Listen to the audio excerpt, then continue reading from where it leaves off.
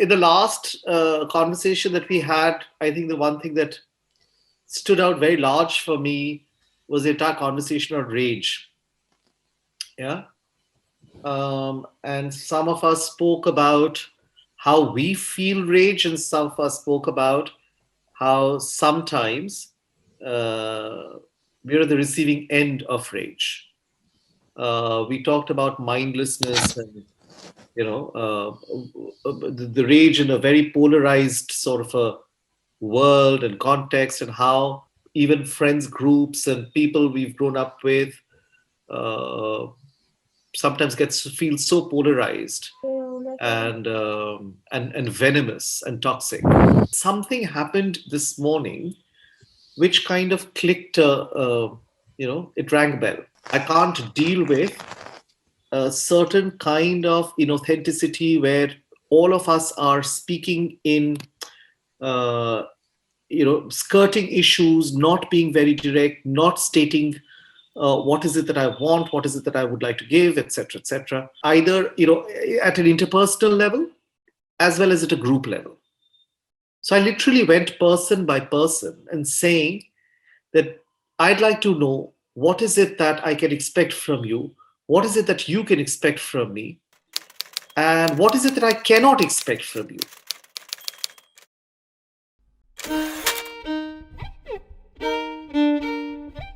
And let's say, for example, I'm meeting you, Snigdha, and I think in my mind, there is a certain kind of conversation that is to happen. Snigdha will share some bits of herself, and I will share bits of myself, and we will work together with that. And then I find Snigdha not saying something that I expect.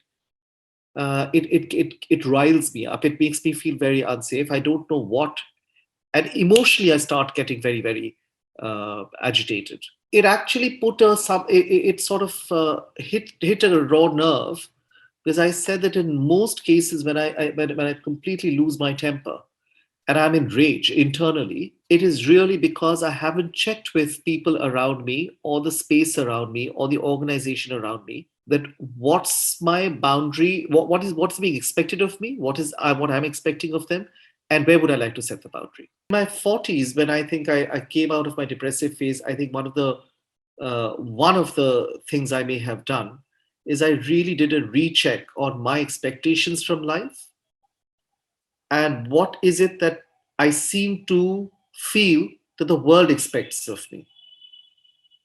And I then decided to draw some boundaries. And with this whole thing about that, life really doesn't owe me anything. And I don't owe the world anything per se, but I'm open to negotiation. And it gave me a handle even on my rage. It opened many doors of conversation and many doors of inquiries. Two questions. What do you expect from Snigdha, from Mira, from Ahmed? And from me, the question is, what do you want from me? Sorry, are you breaking up expectations and wants? Yeah. Okay. So I think when we Snigdha and I stepped initially, we had a discussion about this conversation, and we said, this is one space where I don't want to have set any expectations, because it's not a delivery space. I'm not doing this for anybody else. And I really don't know what to explore. I mean, we started a conversation about depression without knowing about, it's not to answer somebody else's question. It doesn't have a structure to the process. It's not a lab. It's not a workshop. So at some level, it's the first time I'm doing something like this, and I have nothing to lose. What I have to gain is that, and which I get, that at the end of each conversation, I'm always left with some new questions. I had not expected those, those sort of some of those intense conversations either. And when it came, and I suddenly said to myself, "Hey, what's happening? And how do I deal with fluidity and structure?" It was a new question that I went away with. So, in some ways, it's such an open, fluid, unstructured space. I think I have very little expectation. Having said that, I think Unconsciously, I think I'm an intense person. I haven't come here for small talk. I haven't come here for to say that, hey Mira, the wall behind you looks such a lovely green. That's not the purpose. So in this 1 hour of conversation, there is an expectation of a heart, an open heart. um, and that's my expectation from you, from Snigdha, from Ahmed, and today from Mira. What I'm willing to offer is just that, and to be what I'm willing to risk is that if I'm faffing, to be called out. I'm pretty okay if I'm faffing and then skirting the issue or whatever it is, because that's also part of the not so depressing conversation, because some of those pieces may be too raw or too painful to touch, you know. So I'm actually okay with somebody skirting the issue completely, because I think it's, so if your expectation is that I'll call you out on your faff, I won't. No, I didn't say that's my expectation.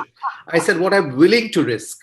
No, Because you I am making a demand on your time. get back to you. No, I'm making a demand on your time and in your space, and you are here for yourself and others as well. So if whatever I'm saying makes you feel, that in a particular way, and that's reactive, I'm okay with that. Kind of found myself feeling a little perplexed, trying to kind of wonder. I mean, I hear what you say as your statement and your reference to these other contexts that you're part of, and the fact that uh, in spaces and contexts where you don't know what to expect from people, I hear you say that makes you anxious, right? And I was trying to kind of like Dalip, I was wondering what this was about, and how that correlates to us. That's also one thought that came to me. Dilip went ahead and asked, saying, "What do you expect from us?" But I feel the underlying there's that correlation impulse was also there in me. I was also wanted to hear more of this, and I felt I wasn't really hearing something that is perhaps underneath, which we may have or we may not have time for. So we can let that be. But I felt that there was more to this, and that's the other kind of thought I had. And the third kind of thought I had was that I feel, you know, s- what we've been doing. I've been enjoying this. The last couple of conversations I've been doing, I thoroughly enjoyed it. Okay, I'm I'm sort of wondering whether you're talking about expectation as a personal orientation, okay, from one's kind of one's orientation, one's kind of role propensity, or one's orientation. That's one kind of expectation, in the sense that I expect people to be honest, I expect people to be upfront, candid, so on. Okay, uh, and the other kind of expectation from each other, which seems to be more like a role and system thing. Okay, just sort of bear with me, because even I'm not too clear about. I can see it, but I may not be able to convey it in words very well. Which is kind of the expectation between role kind of interfaces, role linkages. Okay, this is what I expect people to do, and this is what you can expect from me, which is a kind of a very role systemic thing. And I'm wondering whether this kind of space is conducive for those kind of for that kind of interfacing. Um, it seems to be, and then when you said one word, it sort of clicked for me. When you acknowledged Dalip's gift, okay, and that's where it kind of connected with me. And I said, yeah, I mean, what you're looking for in my mind, Roop, is you're looking for certain gifts. I don't see gifts as expectations. Okay, they may be something. Those are gifts you may get, and see, people may offer that to you, people may not offer that to you. That's how I'm seeing it. But I don't know how far it is to call it an expectation.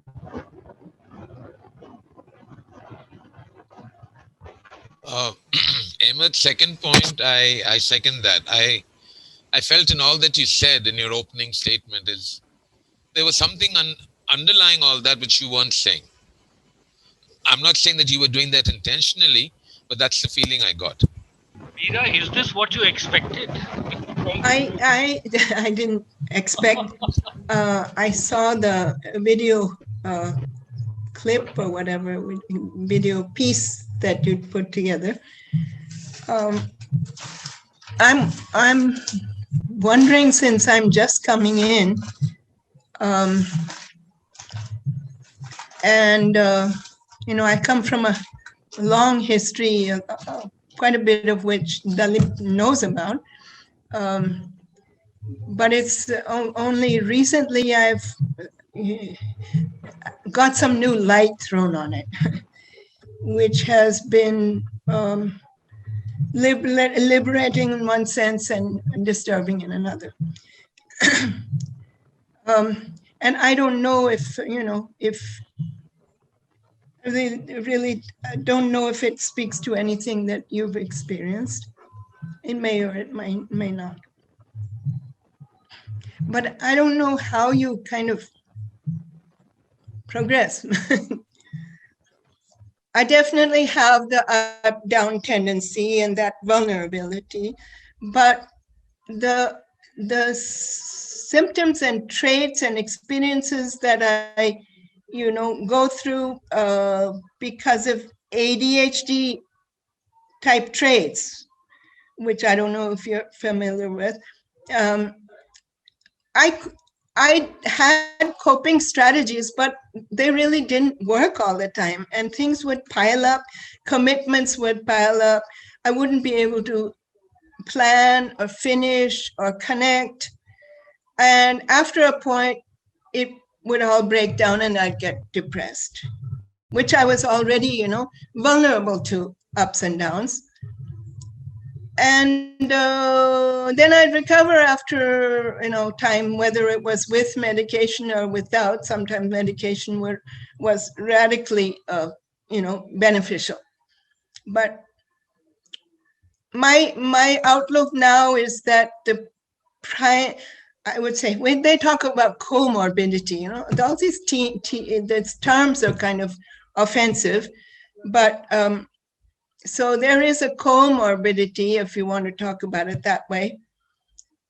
But I never know that, there was something like ADHD that I was going through and that might have determined major aspects in my life as they developed. So for me, it's been very painful since last January. Liberating, I would say, in maybe 15% of terms, and very, very upsetting and, despairing for about 80%, 85%. A large part of this journey was very alone. This is the first time actually in these series of conversations and that I actually talked about depression. Snigdha and I have known each other for a number of years now, but I've never really talked about it ever separately. I mean, I just might have mentioned in passing that that was a time I was in severe depression or something like that, but never really talked about it, and it was a very solo journey. Yeah.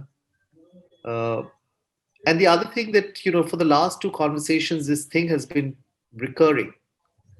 The relationship between the individual. So when I was an employee, when I was in a friends group, when I was in my family, when I was going through these kind of cycles, many things that you talked about and I can resonate with that, not being able to meet deadlines, not being able to turn up, or being irritable, being emotionally unpredictable, and so on and so forth. I have no sense really, apart from making certain assumptions and judgments. And I don't really blame them, because I don't think anybody really understands. But we've never had even a conversation in so many years. So I don't know, for instance, that at times when I have when I've just crashed, in a sense, how did my colleagues really feel about it? Yeah. How did my family feel about it? How did my parents feel about it? How did my cousins feel about it? Never had any conversations around it. I couldn't help but get a sense of oh my god, but this is exactly what was running in my mind, perhaps when I was thinking about melancholy. I haven't had very debilitating or very um, very long uh, episodes, so to speak, of depression. But I've always felt that sadness, the underlying sadness, what I'm describing as melancholy, has probably lived with me uh, as the most steady emotion. Every other emotion has been perhaps most fleeting or has been temporary. But this is like, it's almost like a white noise in the background. And I got that sense when I was hearing you that life goes on, you pick yourself up, you go through the motions of living, relationships, your duties, your obligations, your work. Some parts of it excite you, some parts of it leave you completely demotivated or frustrated or whatever. You just go through life, and um, and in the background, there is this thing that's constantly sort of playing like a wave with you. Um, so that's really the sense I sort of got. But I also heard, and I think that for me was very actually the inspiring part, the fact that you grace it. You grace it very comfortably. And it couldn't have been, and it won't be even now, the easiest thing to live with. But to be able to, I think, grace it. And I can't describe it any more than what. You're muted. You're on mute. Unmute. Zoom just asked me if I wanted to unmute.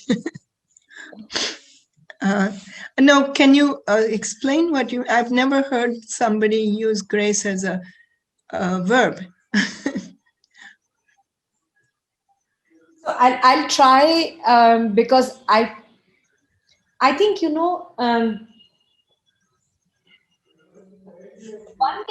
one can take a position of saying, oh, I mean, one could easily have talked about saying, um,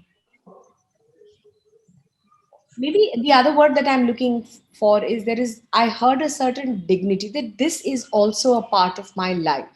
I don't shun it. I don't disregard it. I don't disown it. I see that as being a very integral part of who I am. That every year there will be pockets of that year when I will become completely, you know, down, or I may become completely dysfunctional. But that is also part of my life. I think that's the gracing that I see. Yeah, sort of not making an issue of an issue. But wasn't so I didn't have that constant feeling of melancholy. The depression was so intense that it was also numb. So I couldn't feel sadness or, just vacancy. I remember, sometimes I come across old notes, stray pieces of paper where it written vacancy, just to put it on paper that this is what I felt. So I wasn't aware of this a continuous kind of, and discontinuity was what I experienced overall, even though there were lengthy periods of depression, or in between maybe it drew out. But the thing that is extraordinary now is that understand there was something else also going on, which I just didn't realize. Just didn't realize that I was having impairments due to a condition which I didn't know about and I didn't know how to deal with or cope with or hadn't a clue that it even existed. And I just thought that I get depressed or, I get high and get depressed. The rest of it, I just thought it was me and I'm not performing well enough, so I felt guilty. But I didn't realize that there were so many patterns of traits and behaviors which are typical for certain people and which are now are becoming more better known in adults. And you use the word dignify also, that, dignifying something that most people would think of as undignified or as ugly or as unacceptable. And that requires grace, grace in the very Christian sense of the word, of taking something that's not good and yet raising it. For me, I think gracing, and I completely agree with Snigdha when she speaks of experiencing you as being as gracing.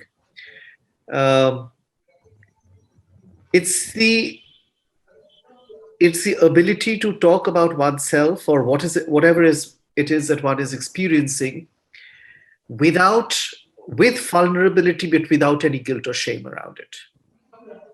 Well, that's been a long journey. Yeah, and and it's not necessarily in sort of a defiant or angry way, but also not colluding with the stigma and shaming that may be around it, in the world. For example, if I'm a victim of rape, and the world might feel that, in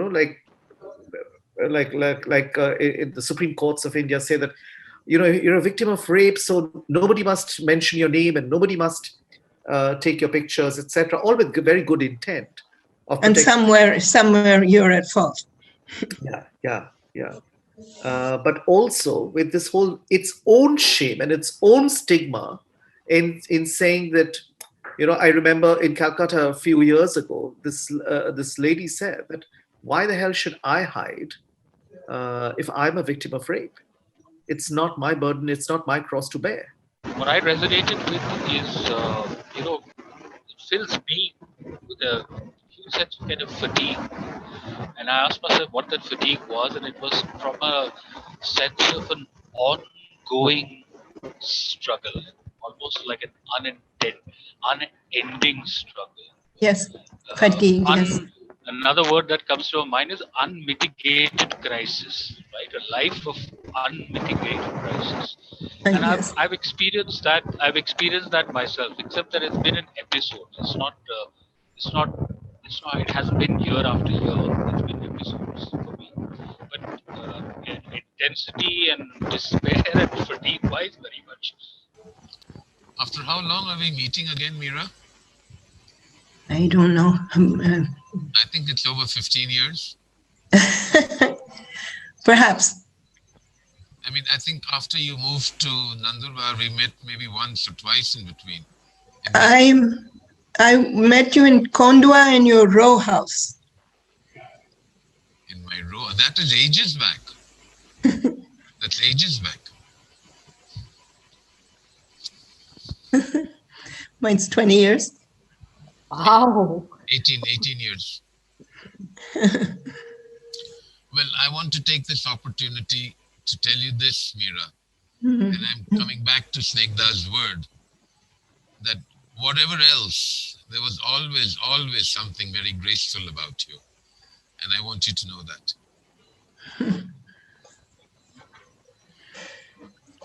Alas. I'm feeling a certain tenderness with this conversation today. It's gone beyond just naming the experience to what Ahmed you were saying, no? That touching what's the experience inside. I think we're sort of getting there. We're getting there to that place where we are touching the the soft underbelly of it? I have just begun with you, but I like the feeling of this group.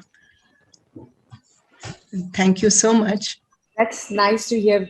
I'm really glad that you joined us today. So am I. So am I.